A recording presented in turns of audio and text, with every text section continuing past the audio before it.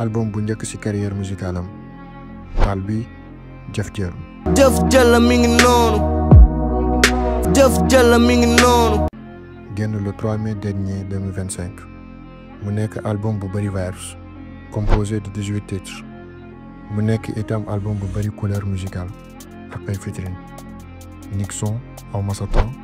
Trop de milliards encaissés, personne va m'empêcher. Aw Ma Sa Temps, Aw Ma Sa Temps. Assobes Sama Dëkku Maam. Sama dëkku maam neex na loole. Ayo Sénégal.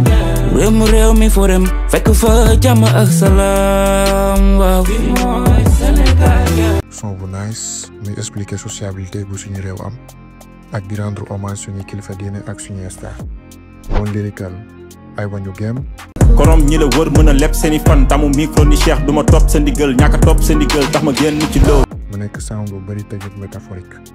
ba ñëwee ci style musical yi li fi fekk ay style yu varié genre drill rap afrobeat R&B avec quelques instruments locaux comme xalam ak balafon. ba ñëw ci thème yi am na persévérance comme Never Give Up, réalité sociale comme Fatou, amour comme Talk to Me, identité Sama Dëkku Maam. Félicitations à Talbi, l'album est dope.